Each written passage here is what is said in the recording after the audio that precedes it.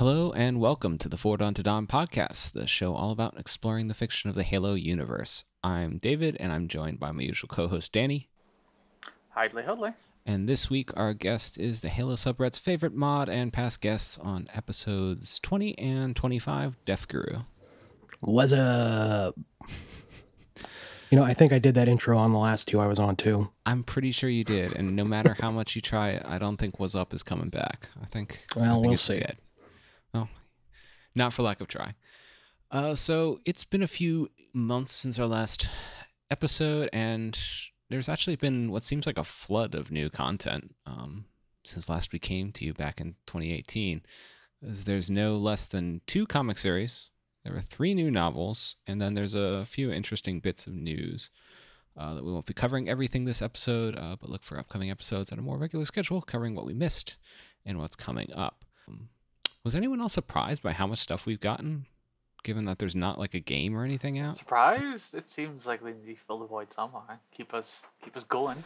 I guess. I'm just actually surprised. Like we're getting like 2 novels. We've been getting 2 novels on occasion from the same author in a year. It's kind of... Well, I don't know. These things kind of ebb and flow. I'm sure if we had access to like what's going on behind the scenes, it would make sense why we're seeing more right now.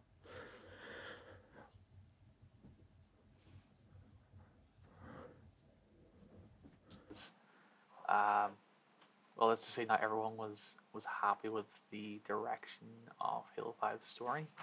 And Infinity, with what they're going for, at least the nostalgia bones seem to be tickling, I think they're just trying to get all their story ducks in a row, going. Well, I'm sure that like the collateral damage in Silent Storm, specifically with subtitling it a Master Chief story, is to basically show that they're going by their statements or doubling back down on the Master Chief after, not sidelining him a little bit in Halo 5. This seems more of a case that they're trying to appease those fans who think that their favorite characters are going to get dropped by the wayside. Going forward, so as we have the return of favorites, lots of them. This is a fan thing, really. It's just to keep the field going, I think, and to just to make sure that they don't think that the company at 343 are losing sight of the expanded universe if they're going to narrow the focus back down in the next game. Mm-hmm. Yeah, it's interesting there. So, before we get to our main topic, there's a few news items I thought would be worth discussing. And the first concerns our favorite piece of Halo-themed vaporware, the Steven Spielberg-produced Halo TV series, that if you have long memories, you'll know that was announced alongside the Xbox One back in 2013. Good Lord. So we got a long period of no news, and then except it's not dead occasionally. Honestly, that TV announcement was the best thing about the reveal. Well, it's the only thing that's still like in force because they went back and redid everything else. The OS is completely different. It's not always on. That's a really good point. It's like, but yeah, we got some meat at least. Now we know it's actually going ahead. We know the main showrunners. We actually have an idea of what they want to do with it in terms of the broad outline. So it's heating up. So it's actually becoming tangible. Yeah. So which is a surprising thing. The last news we'd gotten was that it was going into production finally in 2019 for release in 2020, and it lost its previous director Rupert Wyatt. But the latest news is that they have an episode count, so it's going to be 9 episodes, and a new director, Otto Bathurst. Which that's 1 episode less than they originally said, right? I don't know if they specifically gave numbers before. I think I saw the number 10 thrown around, but I'll be honest, with how rare news is, it's hard to tell what's just rumor and what's actual news. I saw this thing on YouTube. Yeah. Are you telling me Halo Follower lied to me? Don't go there. So I wasn't actually familiar with this director. So I looked him up on IMDb. He's directed episodes of the upcoming His Dark Materials adaptation, which, if you maybe remember, that got a really kind of bad film adaptation before. Now they're doing it as a miniseries. Then there's Peaky Blinders, Black Mirror, and then the Robin Hood adaptation with Jamie Foxx. I don't think anyone watched. What Black Mirror episodes are they? The one with the banging the pig. Oh, he did the initial one, the very first episode. Yeah. Oh, I loved that. That was dark. That episode. Nice. I haven't seen Black Mirror. I was under the impression just by like the one or two podcasts I listened to that was like a bad episode and was particularly a bad first episode. But I think it depends really on what you like in TV and what you like in Black Mirror, because honestly, I appreciate that more than a lot of Black Mirror because there's really nothing that futuristic about it. It's just like dealing with what reality is now, and it doesn't have like a lot of Black Mirror episodes are like Twilight Zone, except badly done and like everything is terrible. That's why everyone's favorite episode is the one episode with the two lesbians who end up together and it's a happy ending at the end. Like that's the only episode people really love because it's not like terrible and depressing and weird. So this guy basically predicted the prime minister, the former prime minister as well. Oh yeah, that's true. Reality and fiction blended together for an absurd news headline. Yeah. Oh, good lord.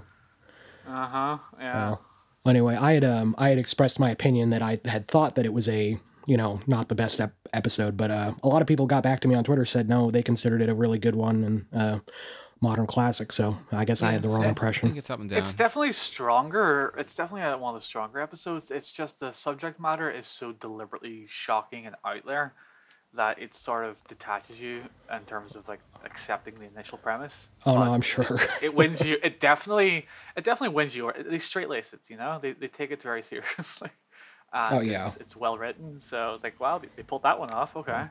Well, I'm hoping it's if that is as good as its champions are saying. I'm hoping that's a more indicative of his quality of directing than the Robin Hood movie. Yeah, I mean, I don't think it really. Yeah.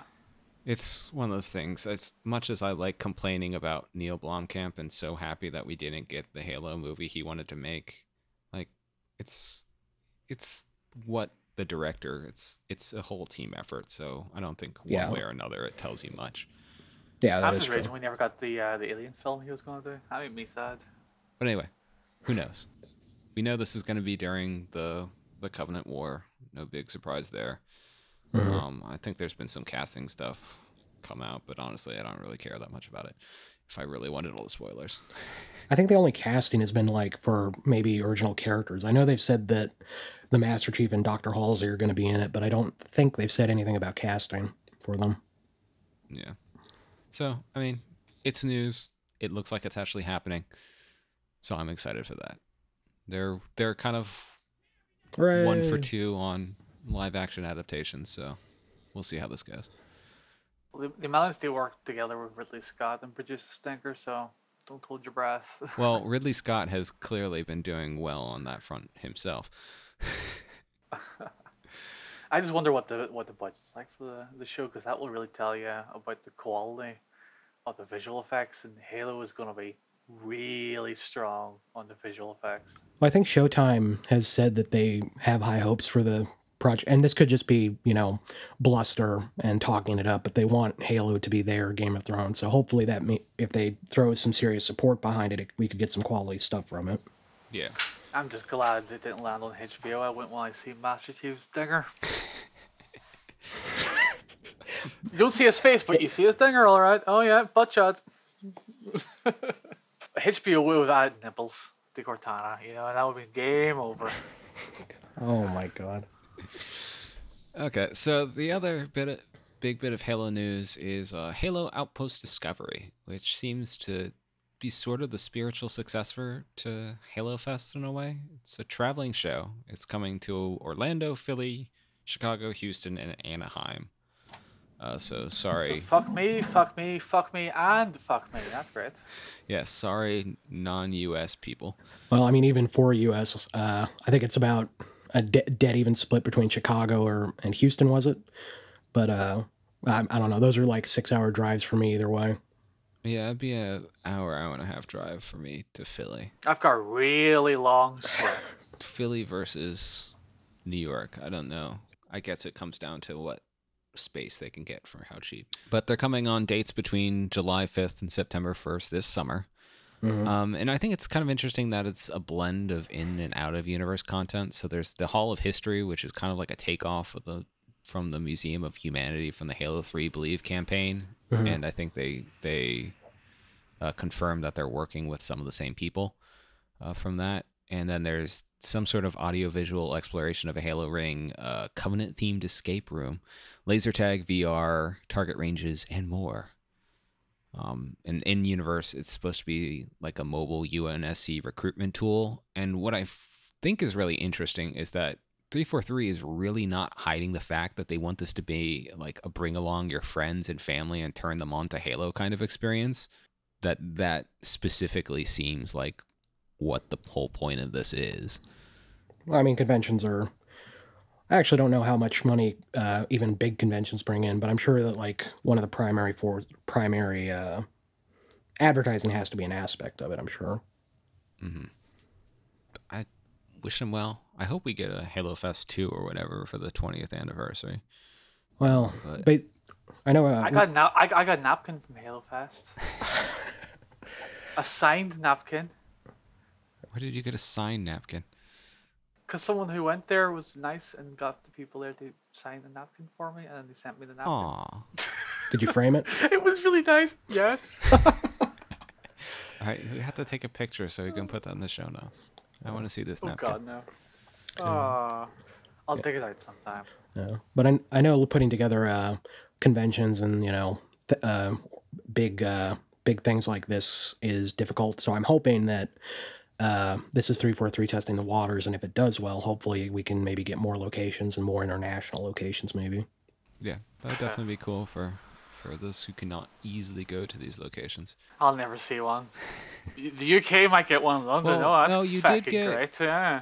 The UK did have was it the UK or was it Germany?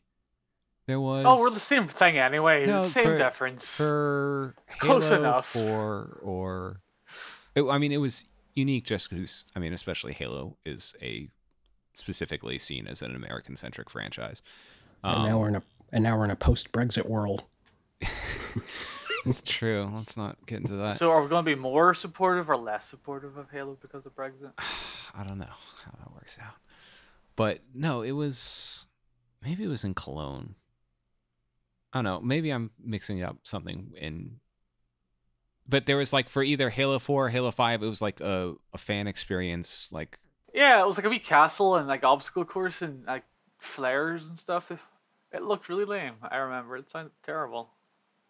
I think there was quads maybe and dirt. There was lots of dirt. I remember dirt. Pictures of dirt. Someone listens to this, they can angrily yell at us on Twitter about what it was.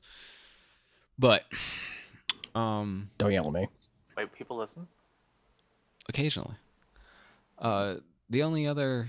So there's the in-universe conceit. And the other interesting thing is that they have 2 new Spartan 3s who factor into it somehow. Owen and Hazel. Technically one is new. Yes, true. Owen is from one of the new Halo novels out, Battleborn. Yeah. Which came out earlier this year, and we'll talk about another episode some other time. This might be a recurring theme later on, but yeah, Spartans are campsters these days. Just turn your back and you get like 5 more of them. Anyhow, that's coming. I'll see if I go to it. I'll see how it all works out.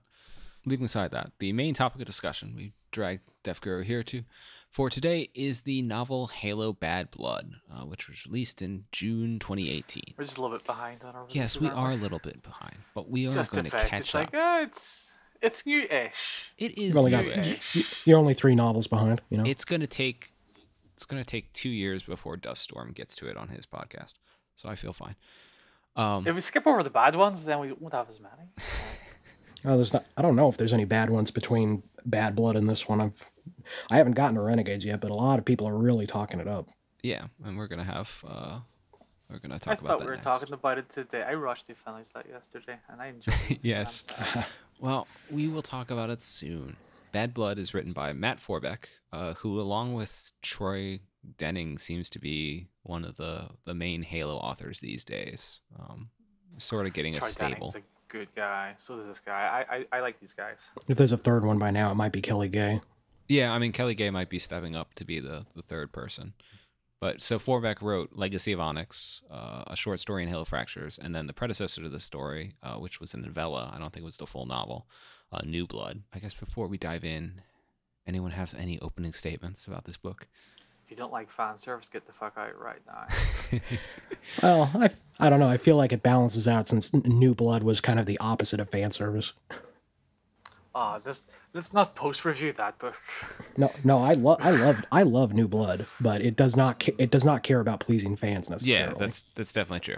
No, that's definitely. Yeah. And in some ways, this kind of walks back it maybe.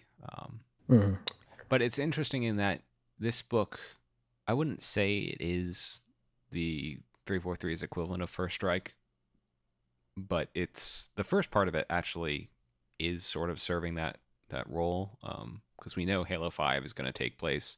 There's going to be another time skip.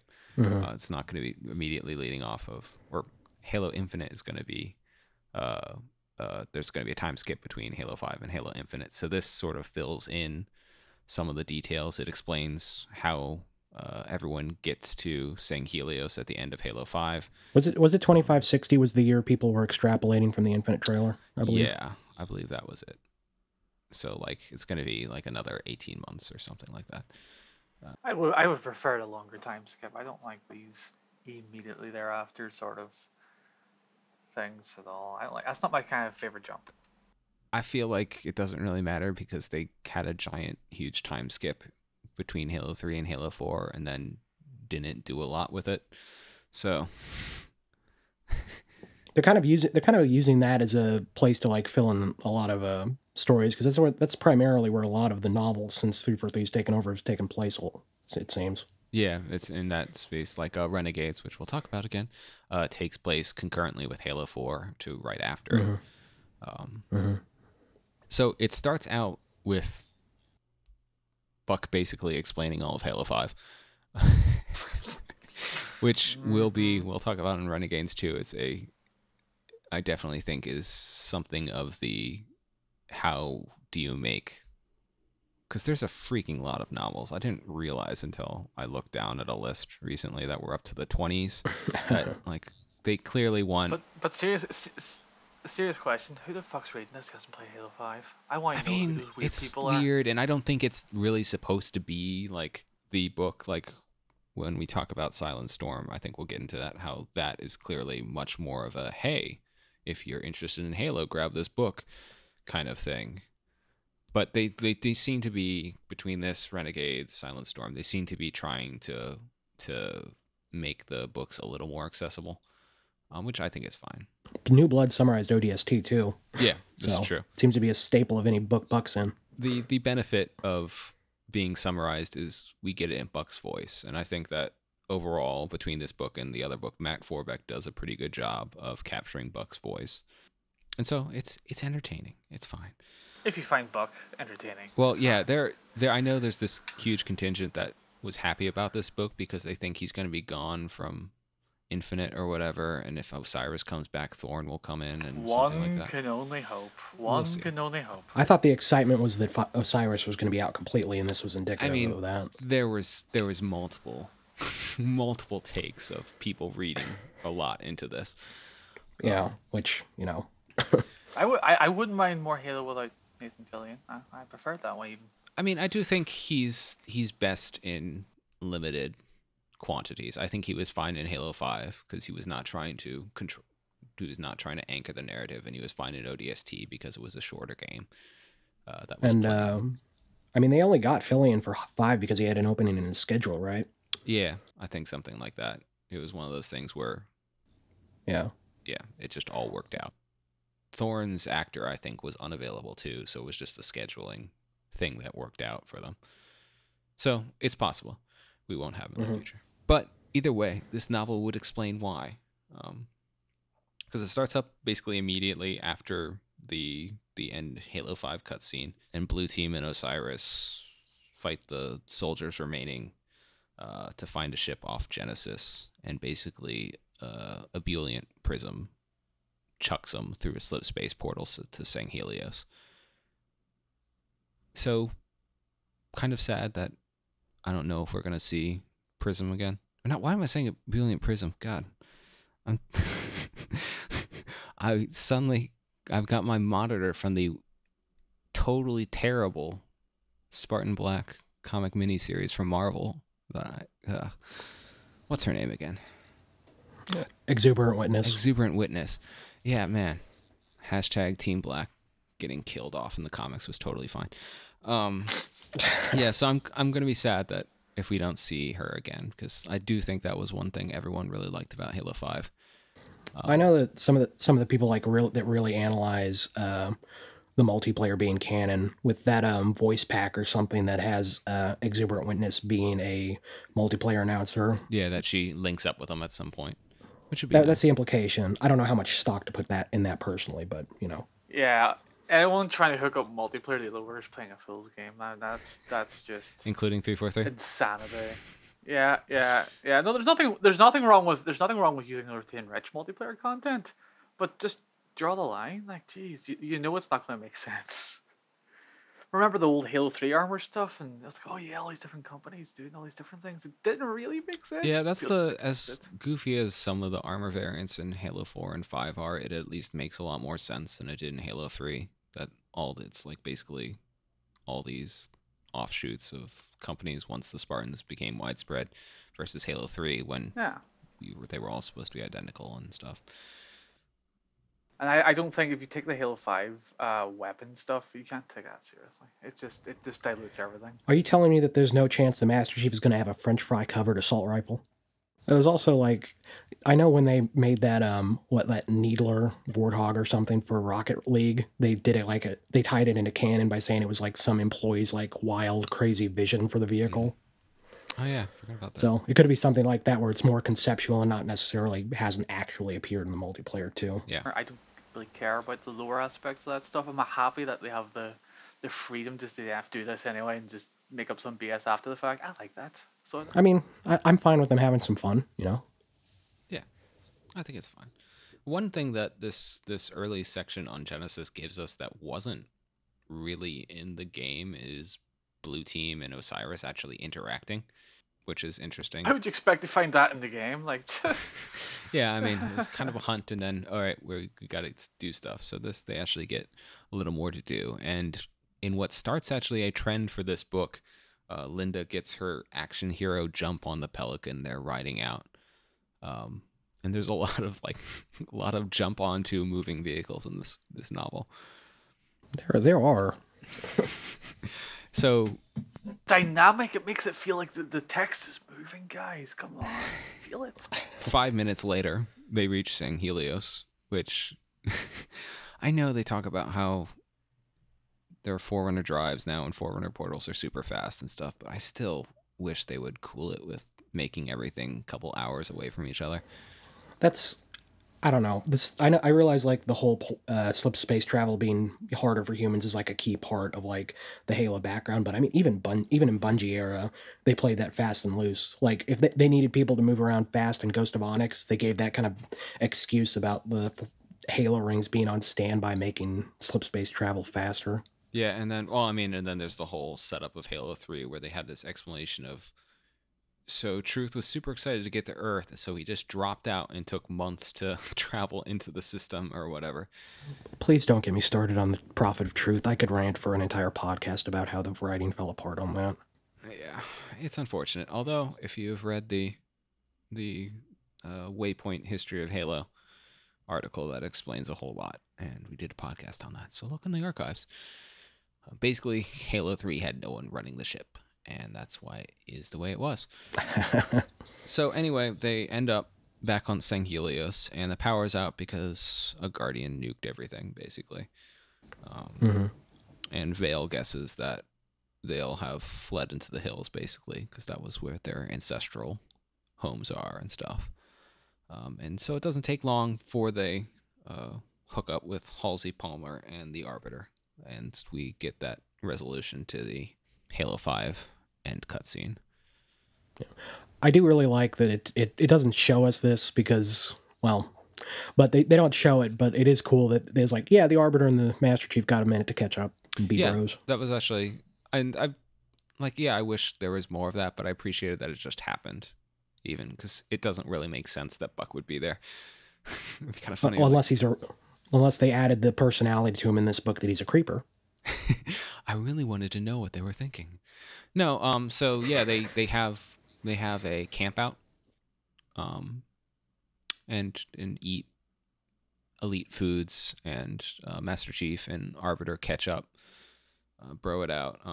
Buck pines for Veronica, and that's one of the things I definitely appreciate about New Blood and Bad Blood, is that they make Buck and Veronica's relationship into a real relationship, whereas it was more just witty banter in ODST. Comic book, film, sort of banter. Yeah, I mean, and that was fine for ODST, but it was good that they've developed it a lot more, because it makes him into an actual human being. Shocking. Yeah, I'd say their relationship is probably one of Forbeck's stronger suits in both of these books. Yeah, and so we learn that Halsey has already figured out how to contact Infinity, which is, once again, kind of annoying. Like, you're going to have this time jump. Like, you don't have to make it this fast. But basically, because they're still freaked out about the Guardians, they have to hit this rendezvous. And Infinity's going to jump in, pick them up, and then get the hell out. I mean, since the last time I was with you guys, I've helped Afterbang, another Halo Reddit mod, with his timeline. And so I was reading this book and, like, taking timeline notes for, like, when stuff happened. And this, without any, like, hard dates, there's really nothing to indicate that this whole book doesn't take place over the course of just, like, a couple days. Yeah, I think there's, at one point, there's a couple of, we have super fast slip-say stuff, so this only took hours. And there's one point where they mention it taking slightly longer. But yeah, it's pretty quick, and there's no hard time frames. Which is interesting because I read this, if you read Halo Renegades, it has super short chapters where every single point of view changes, and they give you times for everything. So it's interesting that this book, in the meantime, doesn't. It sounds a lot like what Escalation did, where it gave you like a time stamp every couple pages, even if it's just a difference of a few minutes. Remember Escalation. I remember parts of it fondly. Yeah, like there were some good stories, some weak ones, but here it is. Yeah, a couple large weak ones. Yeah. Fans of Halsey bashing, you get your requisite complaint that the Queen of Spades in the Game of Hearts, which has lasted to the 26th century, is called a Halsey. And one of the more interesting things is that we get clarification that the Guardian's EMP pulse basically doesn't work on a planetary scale. That was the attenuation wave. That was disappointing. It only does like half a planet. I mean, like 2 Guardians per planet if you want a global effect. And they're supposed to be system patrollers. That's their function, to patrol a system. I mean, you knock one side out, you can knock the other one out in just through time. It doesn't make that much of a difference. And we know now it travels at about the speed of light as well. It's not like some kind of super thing. It's just a boring flash of light. Well, what electronics it even affects is kind of wishy-washy, because we saw this in Halo 5. It didn't shut down Mjolnir or weapons, and it even addresses that in Legacy of Onyx, where once the Guardian EMP wave on Onyx goes off, Durl activates his energy source, like, oh, weapons are foreign. Yeah, which is annoying, but I get that they had to do it, because as this book specifically brings up, like, oh, I would be crushed in my super heavy set of armor where I can't do anything, and that would be an interesting story. So yeah, it has limits. So basically, they get to the Infinity, and Infinity bugs out because they're still on the run. And on board Infinity is Veronica Dare, and she's got a mission for Buck. Just happens to be on the Infinity. Just yep. Yeah, that's where I think they hit. The chances of her hopping around at the same time as everyone else. Oh yeah. Yeah, there's I feel like one too many contrivances to make everything in this book work. Like, yes, definitely. There's 3 or 4 of them, and if they had just had like 2 or 3, I think it would have worked a little bit better. Yeah, I can see that. Especially since, once again, you have time. You have all the time in the world to like just make certain parts take longer in universe and just skip over it in the book. But that's... So they really, really wanted this plot to happen, and it was going to happen. Yeah, and what it requires is getting the band back together, getting Alpha 9 back together. I'm sick of that phrase. God, that phrase kept pounding away the entire time of the book. My God. Well, it's just reality that some people only have one cliche way of talking about things. How else are they going to win the international global battle of the bands? Well, as the humans say. Oh, fuck right off. There's a nice bit about Buck, like, questioning whether he wants to do this job, basically. And he goes to what I think is supposed to be the same place that Chief has his moment with Lasky. That's how I envisioned it. At the end of Halo 4. Yeah, looking out on things. So, that was nice. So, I think unsurprisingly, I think one of the interesting things that this book also does. Yeah, in his defense. Like, he's just kind of a jerk for no good reason, and ODST even, and like, I understand why he does not want to work with him again, let alone work with the guy who betrayed him. And one of the interesting things that this book brings out is he really hates Mickey almost because he's the one he liked. That's what makes his betrayal that much worse. He's like, if it was Romeo, like, I would have been totally fine. Like, oh, what an asshole, and be done with it. But it was the one I liked on the team. There's a really comical logic to that. Yeah. And so basically the point is they have to bust out Mickey because he's got a link with the United Rebel Front, and it's basically, all right, we're back to square one. We got to go back working with the insurrectionists because we're back to the Covenant War status quo existential threat. It's not like they have any other assets in their vast industrial military complex that they could have used. Well, I mean, it's everyone else is working on other stuff. This is their job. And so first, they're going to have to pick up people. And so first they head off to Bahalo, homeland of the Grunts, to pick up Romeo. That was actually fun. Yeah, it's the whole interlude. The Grunt homeworld was like, holy shit, yeah, I want this. Yeah, I did not expect it. Yeah, and it's interesting we finally get real descriptions of Bahalo. Once again, in the, like, what is the time frame of this? The Grunts already have goblins on loan from Cortana because they've accepted Cortana's offer. The lore on goblins is a little weird. They clearly had goblins before because they had goblins in Envoy, which took place before Halo 5. Yeah. It's they kind of backfilled it and not particularly well. But and basically Romeo got sent here because, unsurprisingly, he's a jerk, and so they sent him to a methane-filled place with, yeah, which I appreciated. And like this book makes pretty clear, like, it totally makes sense that the Grunts are allied with Cortana because they get the short end of the stick every other time. They're spineless. That's their character. And now they can be on top of the food nipple.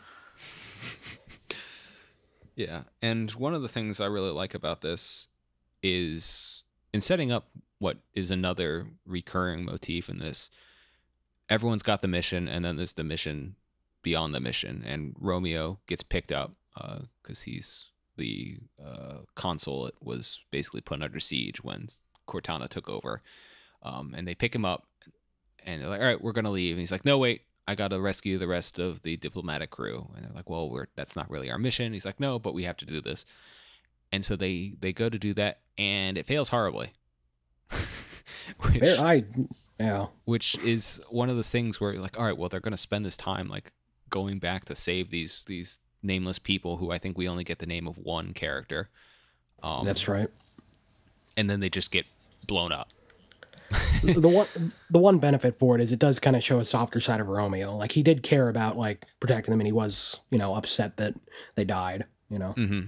Yeah, and I appreciated this, like with, I think the last time they had some, like, just, not how you thought this was going to go was an Envoy where they introduced the, the governor's son, and then the very next chapter is him getting wasted by some brutes. Mm. You're like, oh, this isn't going to set up anything at all. Oh, wait. You thought, like, oh, there was going to be this whole thing where they have to rescue the kid, and nope, dead. So I appreciated that. They had to rescue his corpse.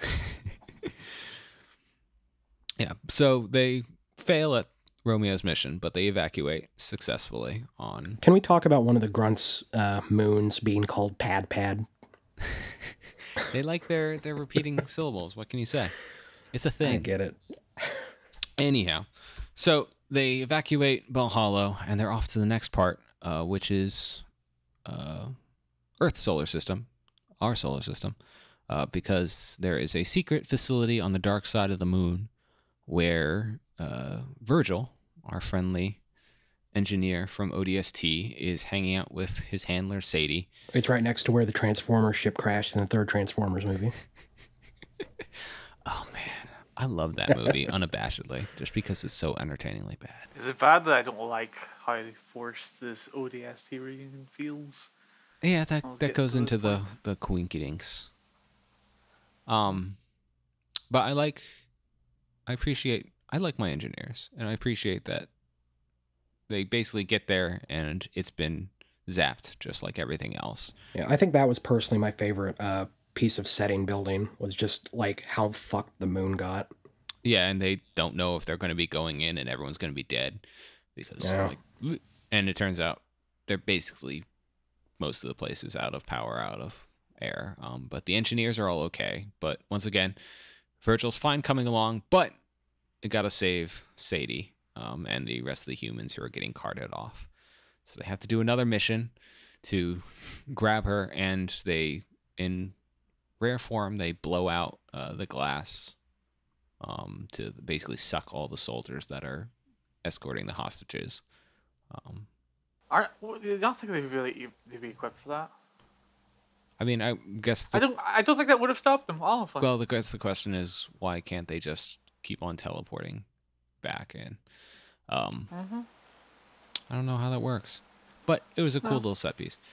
And this time they don't actually get everyone killed, which is nice.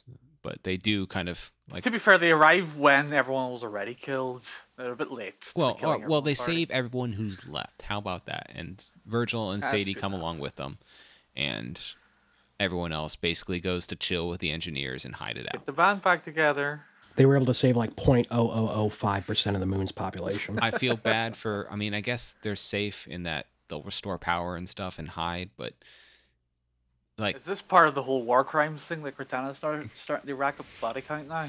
Pretty much. We put some figures on it now because there's a lot of murder, a lot of death in this book that we see directly because of the Halo 5. Yeah, and they specifically also mention, like Buck mentions, like, well, Earth got hit, and like there were probably a lot of people in those ships who did not make it. Yeah, the total gets... I mean, we still don't know if Sydney got blown up or not. Yeah, that's true. So now that they've got Sadie and Virgil, they explain what exactly they need Virgil for, which is breaking out Mickey. Because there is a planet that is held by the insurrectionists that the UNSC is known for about, that basically is hidden by some sort of forerunner MacGuffin. And they're like, hey, this technology will be really useful now that we have Cortana trying to blow stuff up on the planet called Freedom. Just when they need cloaking technology. Oh shit, cloaking technology! Wow. Well, and this is one of those coincidences that they handle well, because they point out, like, hey, it was kind of stupid you guys didn't use this later. I'm like, yeah, like, admittedly, Oni was more focused on making things explode or something than the stealth technology. Well, I thought, I don't remember exactly what Dare's explanation was, but I mean, Oni knew about that for a while and was using it to, weren't they using it to like hide some assets there during the Covenant War or something? Yeah, they were basically using it but they put it like actually figuring out how it worked low on the totem pole, which I can understand when you're trying to find all the weapons of mass destruction the Foreigners left behind, that it would get bumped down the priority list. And you still have Trevelyan to explore forever. So it's like, oh yes, we had this MacGuffin, but we knew about it in the past. We didn't mention it in the past, but we're mentioning it now that we knew it in the past. so that we knew about it and we have Retroactive continuity. But one thing I think was actually funny reading the Renegades was the use of cloaking technology being a central MacGuffin in different circumstances in both books. You know, so I want to return to that whenever we discuss Renegades. Yeah, and hopefully I'll have it done by then. So, they explain this whole thing. Sadie is not super happy about working with the Rebel Front, which will come up later. But now they're going to use Virgil to bust Mickey out of the Spartan 4 training facility, which they left to Mom, which, once again, kind of funny coincidence, but on the other hand, they make the good point of, you probably want to lock away the obvious example of how the Spartan 4 program is not so great somewhere that they won't find it. And apparently the Spartan 4 facility is super secret and no one really knows about it. And for whatever reason, it's apparently cut off from things. And they think that the AI Leonidas is working with Cortana, but they aren't sure.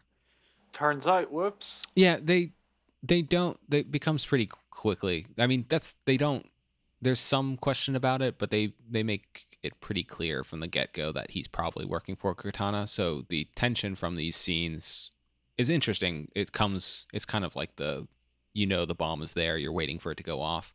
You know that they're going to have to confront him at some point. It's just how long Buck can get away with acting like, oh, I don't know what's going on. I'm just here to see a prisoner.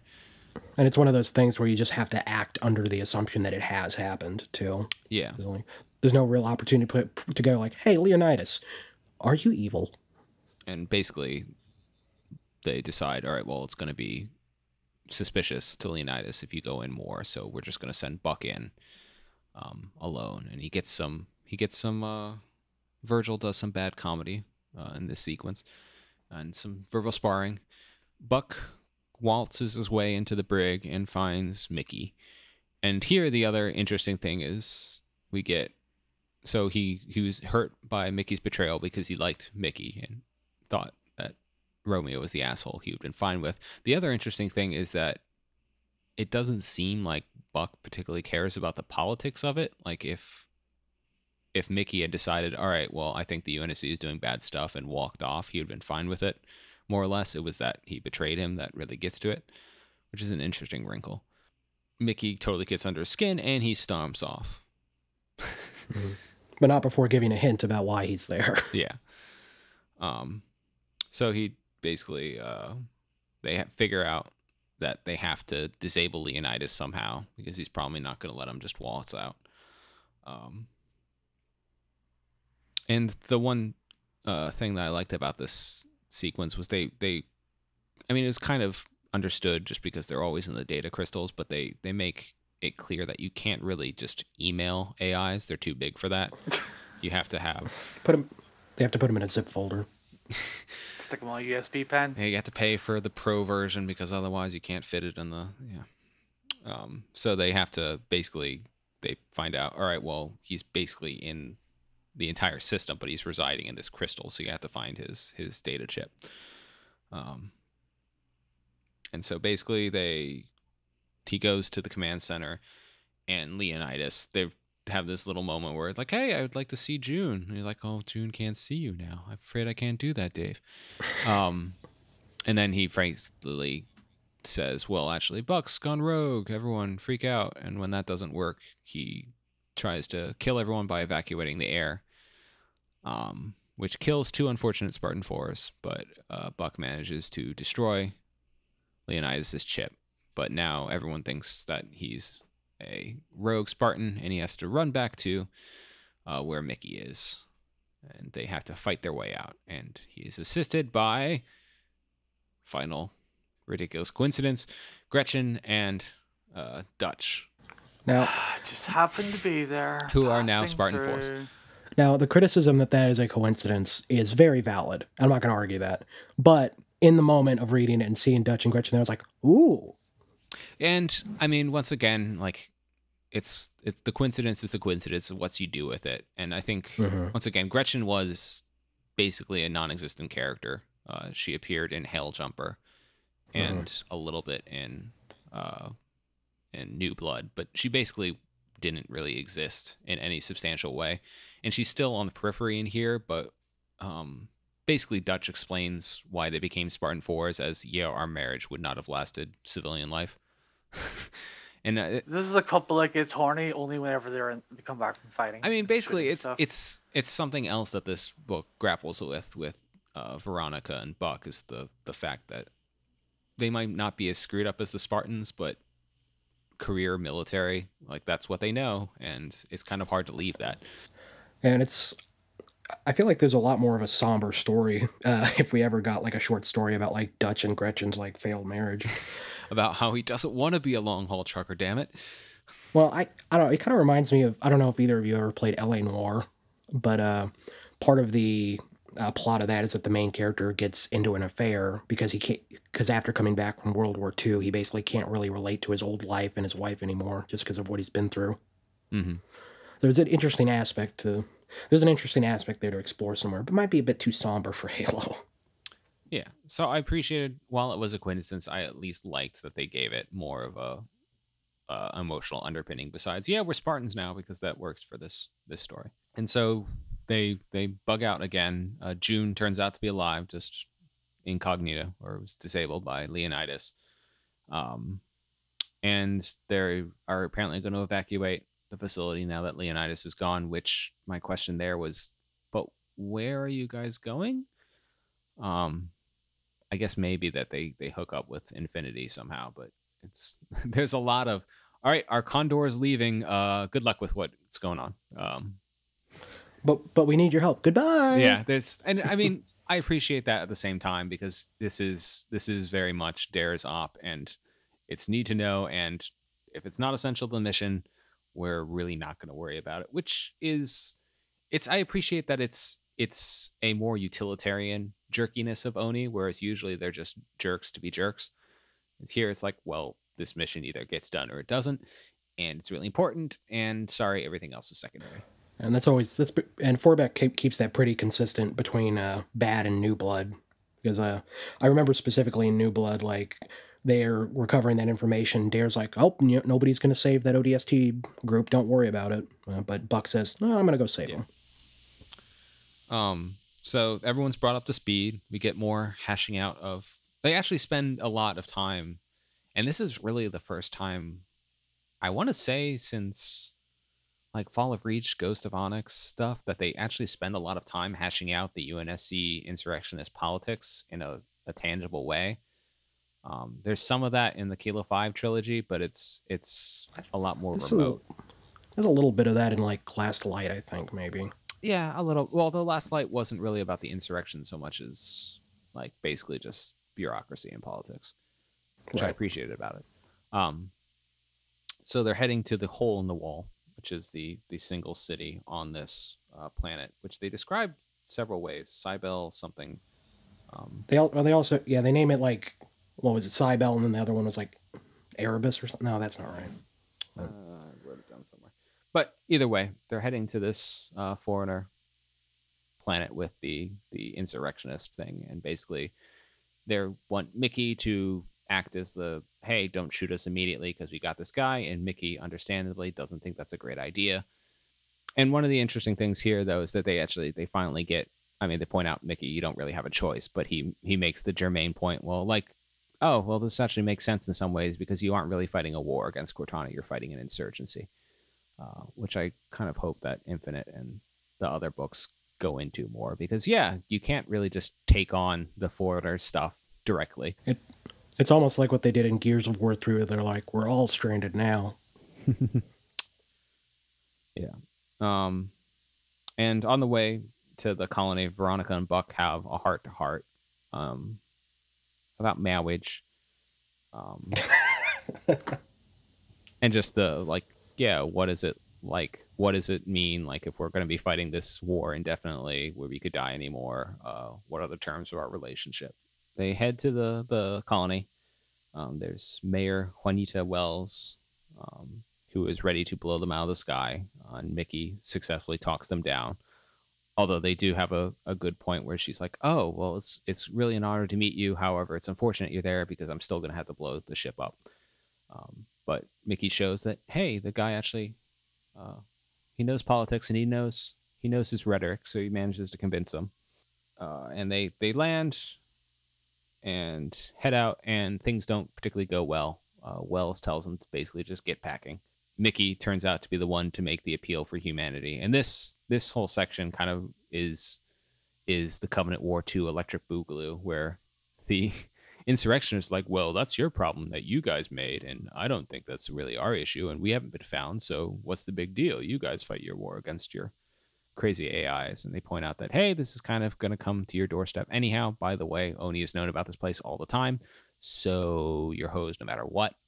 And so basically they come up with a trade that they'd leave Virgil and Sadie on the planet to try and figure out the cloaking tech, and basically use Mickey as collateral, which Mickey is once again not happy about, and Sadie is not happy about either because she was nearly killed by these people before. To move the timetable up, it's revealed that Leonidas survived. Bum, bum, bum. Which I had questions about, considering that they shut down power and then they destroyed his crystal. But basically, he piggybacks on Gretchen and Dutch's armor. Yeah, I'm trying to remember back. I don't think I expected it. Doesn't every AI do this now? This is like the AI trick in every book. There's actually, in between this and Renegades, there's a lot of like bugs and sweeping for bugs in these, where you can hide bugs. But either way, Leonidas has let everybody know that the planet's here and that a Guardian's coming imminently. And so they decide that we probably shouldn't crush him again, even though it would really feel good. So they stick him on a data pad where he can talk, and that's it. And they have to go back to the rebels and point out, oh, my bad, but they're coming right now. It's a real, unintentional as it may be, a real dick move by them. Like, yeah, we love them here. We're gonna have to leave. Yeah, and I mean, I appreciate that Wells is like 100% pissed off about everything and has every right to be, but it's also, as Dare points out, I'm like, well, what's done is done, so too bad. Well, it's kind of a lot like the massacre at Eridanos Secundus, except this time we get to see the insurrectionists' reaction to being screwed over. Yeah, and I appreciate there's another Leonidas basically gets to advance Cortana's pitch to humanity, and they have an argument, and I like that. Basically, they have his argument boils down to, well, everything will be great, and you won't have war, and yada yada yada. And what's the problem with pain? And you guys screw up everything anyhow. And channeling Star Trek V Shatner, they're basically like, well, I need my pain. Like, my pain makes me human. You can't take that away from me. That's our freedom. It's our freedom to screw things up as much as we want. And he's like, okay, well, too bad. Guardian's coming. You also kind of killed the moon. Yeah, they don't even particularly bring up the tragic death cold, but they like point out like this hasn't worked out so well so far. So the Guardian arrives and promptly pulses the planet, and this is where they point out, oh, well, our weapons are still working out and our armor, because otherwise this would be a short book.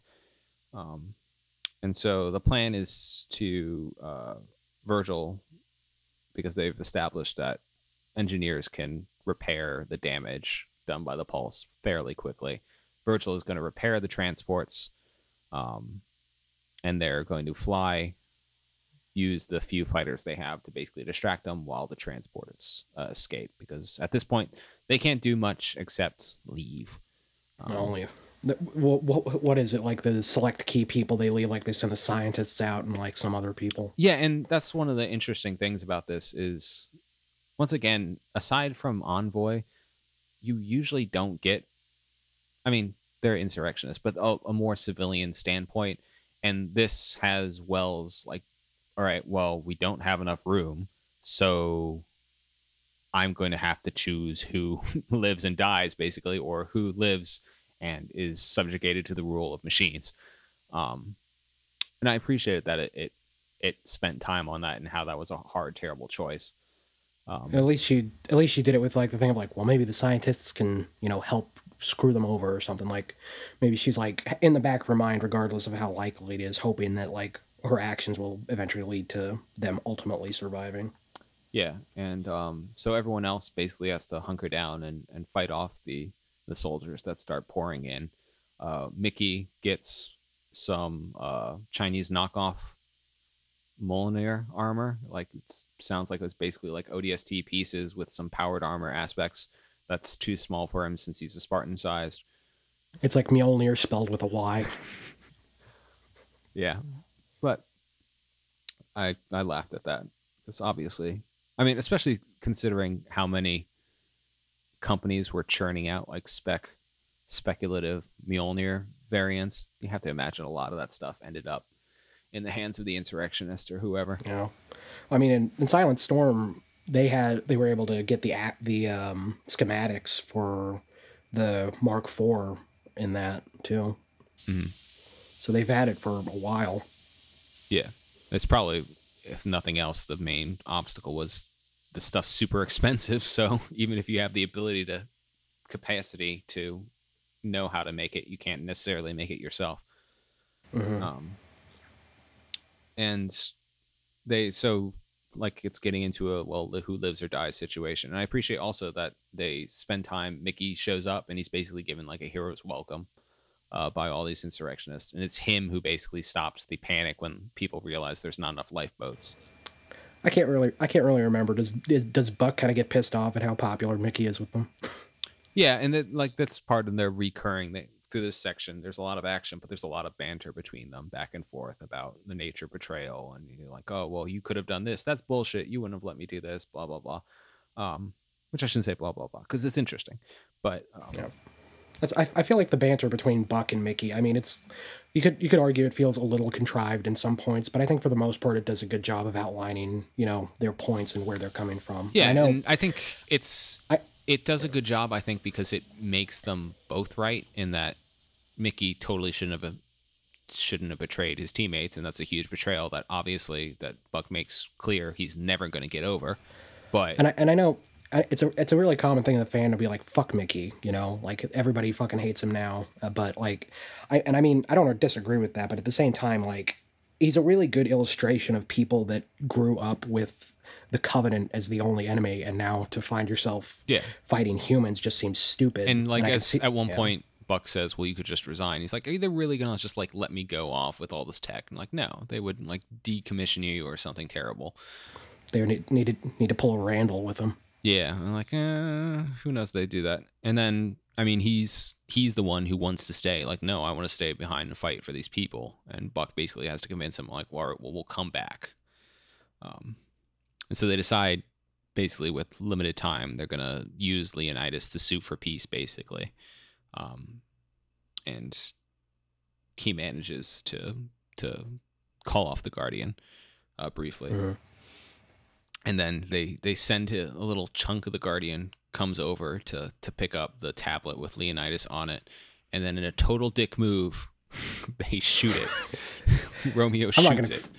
I'm not going to feel that guilty about that. Yeah, that I mean, sorry, but it's kind of funny that they're like, wait, we need to make sure we have the time to shoot this. And like, just be that much of an ass. And so basically the few transports escape and the Condor with everybody, all our main characters escape. And at one point they get clipped by one of the Guardian's weapons, and Virgil basically has to fix it while they're in free fall. And continuing a trend started with Halo 5, Buck keeps on falling out of aircraft. He's really bad at nearly dying that way. He really feels like he wants to jump into hell. But they end up... feet first. But they end up basically making a human chain with Virgil and everybody, and which I thought was a nice touch back to, it kind of harkened back to the end of ODST. Everyone connected together. But the other thing they had at this point is that throughout it they've been talking about how Buck was happy not to lead anymore when he was in Osiris, and that Osiris was just nice to be in. But even with the friction, he misses his team. which is where I think the people are like, oh, well, Buck won't be on Osiris, or Osiris won't be back.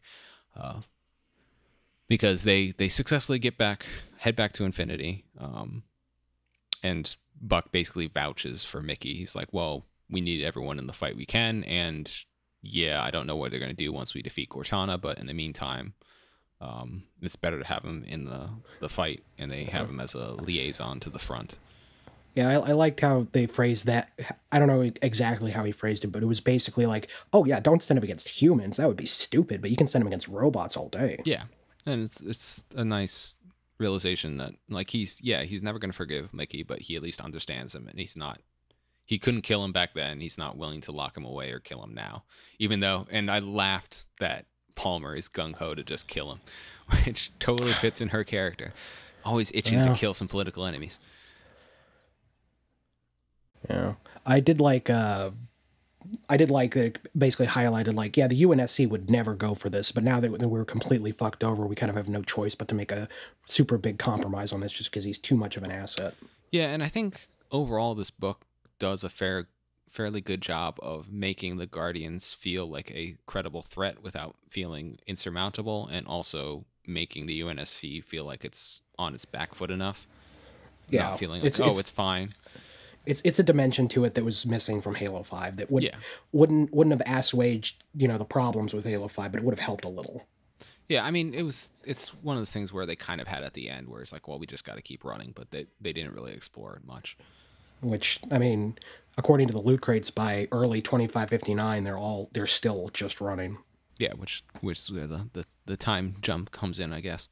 But in the meantime, everyone heads to the Full Moon Bar, which is a nice thing. They actually, they don't talk about it much, but yeah, Infinity is like a small city, and so you have these Spartan bars where everyone hangs out, and Osiris is there, so we get a catch up with Locke and company. Buck introduces Mickey to Locke, and everyone gives him shit, which I appreciated. Deservedly so. Yeah, deservedly so. And then Dare and Buck resume their talk about their relationship, and so they decide in front of everybody to get married. And I felt kind of bummed that they didn't even call Lasky down. They just literally just get rolling to sign some papers and do it for him.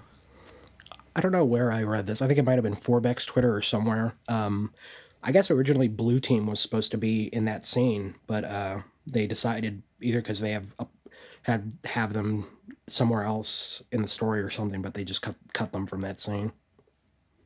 Yeah. Well, I feel like that's probably hedging their bets. Like, what do we want to do with Blue Team if that changes at some point? We've got more room if they're just not mentioned. We could do a novel of them having some adventure off doing something. And then basically that's the end of the story, because they wrap it up with Buck talking about, and then we were on to the next adventure with Alpha 9, but that's another story. So overall, thoughts on this book? I thought it was pretty good. Like the contrivances to bring everything together kind of got to me after a while, but I think they did enough with it that I was willing to let it slide. And the writing was fun. I'm not a big action scene guy, so I appreciate the balance of it here with the talking and shooting. My overall view of Forbeck is kind of still in flux. I really enjoyed New Blood a lot. I thought that was really good. But I read Legacy of Onyx, and I am not going to make any secret about it. Legacy of Onyx is not my favorite Halo book. It's in my bottom 3. All right, wait. For comparison, what are the other 2 down there? Mortal Dictata and The Flood. Interesting. So I'm sure I could talk to a lot of people about that, the rankings of those. But Legacy of Onyx, in addition to some of its other problem, was it just was not written well. Like, and I'm not talking about like the overall plot. I'm talking sentence to sentence, paragraph to paragraph. And I was like, was New Blood a fluke? Is Forbeck not necessarily a great writer? And I don't mean to sound overly. I'm sorry if that sounds mean to him specifically, but it's just how I feel about Legacy of Onyx's writing. But I don't know. Bad Blood was written very well. Like maybe it's just being able to write in Buck's voice. Maybe I think it might also be it's the question of writing for Buck versus writing for a teen, and that maybe it's just harder to get the voice down for the teen, or he was trying to dumb it down a little. That could definitely be it, because in Legacy of Onyx, as much as I dislike the whole book, I actually really liked Duralum Dama's sections quite a bit. Yeah. One point that I thought was kind of weird about this book is that the rookie gets mentioned literally once, only in passing. And it was kind of weird that they didn't bring him up more. Yeah, I guess. You really want to rub salt in that wound? That was not a nice thing in terms of people's reactions. That everyone loved, and it was a great reaction from the fans. Everyone agreed with that decision. Yeah, I might be in the minority on that one, but we don't need to go into that. I mean, the rookie was basically a non-character, so I didn't really care that much about it one way or another. It was just weird that they did not mention him in terms of the toll of Alpha 9 and stuff in this. This might be a tangent, but like, I agree with you. The rookie was a non-character pretty much just for ODST. They could have done more with him if they decided to make him a character, like they did with the Master Chief more in Halo 4. But I also kind of liked that between that and like DeMarco dying and Escalation, it basically shows that like just because it's the EU and it's not a game doesn't necessarily mean that game characters are safe. And yeah. Obviously 343 isn't going to go around killing every game character they have, but it's just kind of nice to know that there is no hard line. It's more of a case-by-case basis. Yeah, and that some people aren't. You have to have that feeling of some people aren't safe, even if in reality, obviously, the Master Chief is safe until Steve Downes doesn't want to do it, and even then, who knows? Something, Halsey's arm, something. I mean, really, I think they would be happy to let Master Chief's story end, but they gotta manage to get a game without Master Chief. I don't know why critical mass. I don't know why they think that, because like they've acknowledged back before Halo 4 came out, I don't even remember if it was Frankie or somebody saying like, yeah, a lot of people will like they liked ODST and they liked Reach, but they missed the Master Chief, and they talk about like how the Master Chief in the first 3 games isn't as much of a character and more of a vessel for the player. But I mean, it seems like 343 kind of has known that for a long time, despite how Halo 5 played out. So I understand like they want to like expand the cast and scope of Halo's story, but I can't imagine they're eager to get rid of the Master Chief. I mean, they're definitely not eager. I think they just realize it's an eventuality if the franchise is going to continue on an infinite timescale, at least.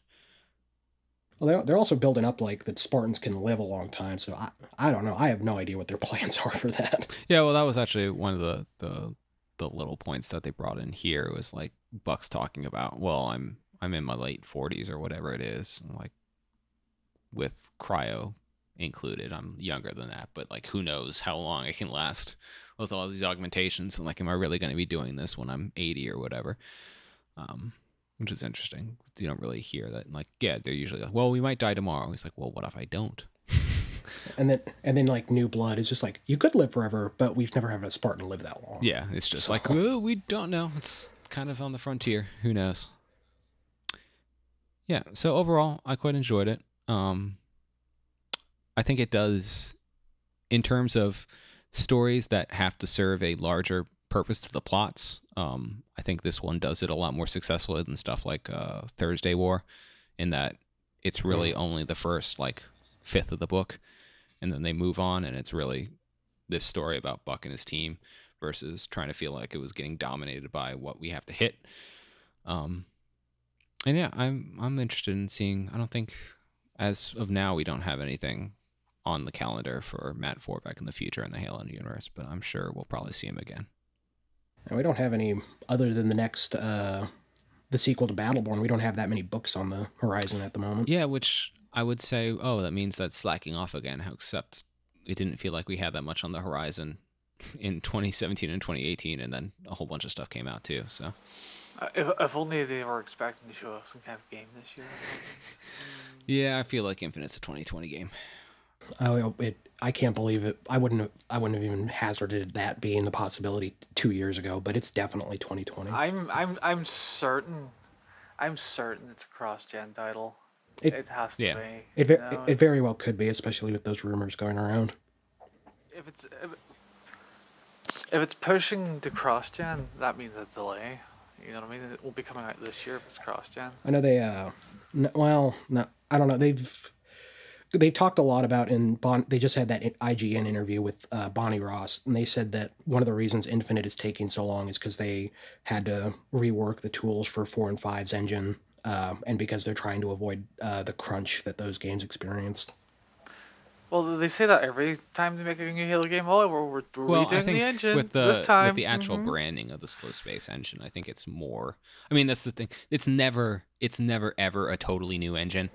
It's just the ship of Theseus. That's what makes me wonder why they copyrighted it. Like, why did they go? I mean, feel like they're probably they probably want to use it for other stuff, and that they're using Infinite as the chance to like resolve a whole lot of technical debt that they've accumulated, bootstrapping things on top of things on top of things. And I think that the time they're taking with it is the only reason I don't think that it's completely like corporate bluster or anything like that. Yeah, I mean, they've overhauled things over the time, but you're always overhauling it on the same thing. So you have to clear out and break a whole bunch of stuff if you want to really make a substantial difference. So I think they're probably doing that. And I mean, I do have more thoughts on Infinite, but I think you should shelve them for another time. Well, we will see once we actually have something more than a trailer and speculation. Yeah. Yeah. All right. Well, thanks for joining us, Def. Oh, no problem. My pleasure. Anything you want to plug while you're here? Talked about the timeline. Oh, I'm still a moderator on the Halo Story, and Halo Wars subreddits. I'm helping Afterbang, who's one of the moderators of the Halo subreddit and the other moderator of the Halo Story subreddit, with his timeline. I've been adding several books to it. Doesn't have Battleborn or Renegades yet, but hopefully will within a month, maybe. Okay. We'll see. That's great. And we'll put a link in the show notes to that so people can check it out. You can check out the show notes for this episode at forwarduntodawn.com/FUDcast27. And while you're there, you can check out old episodes, articles on the site, and we've got some new content coming soon too. Subscribe to the podcast on iTunes or Google Play. Follow us on Twitter and YouTube using the handle ForwardDawn. Thanks for listening, and we'll see you next time.